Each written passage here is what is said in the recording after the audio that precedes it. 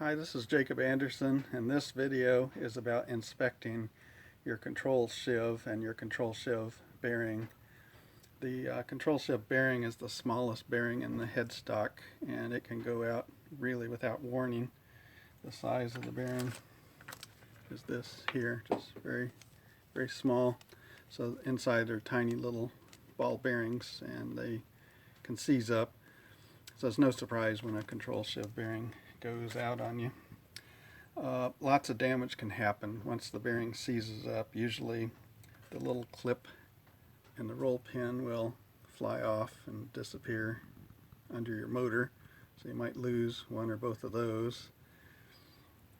If you keep using your headstock after the bearing has seized, the button, which is what I call the button, is this protruding part here.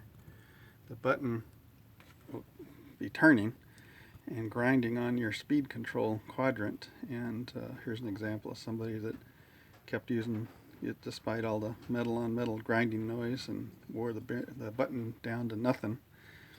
And beyond that, you can have a cracked socket that the bearing fits into.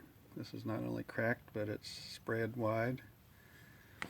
Here's one that a person kept using, the bearing totally disintegrated, besides the button getting ground down, and there's even damage on the edge of the control sheave here.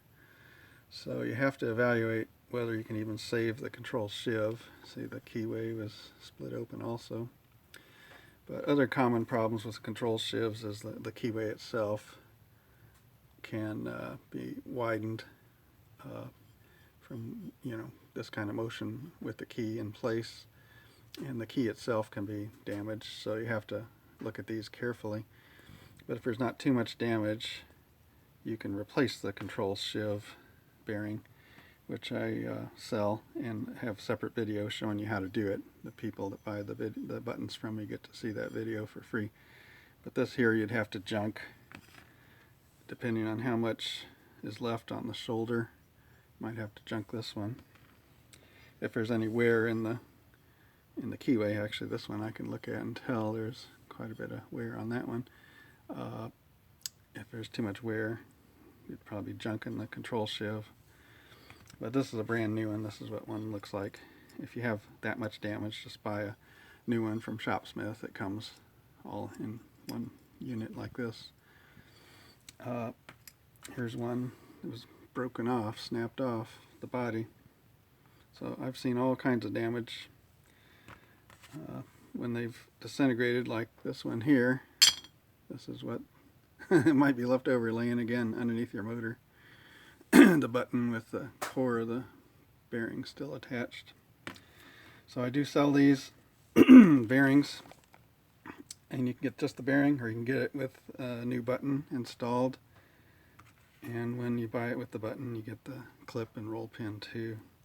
So I sell them that way. You can see that on my web store.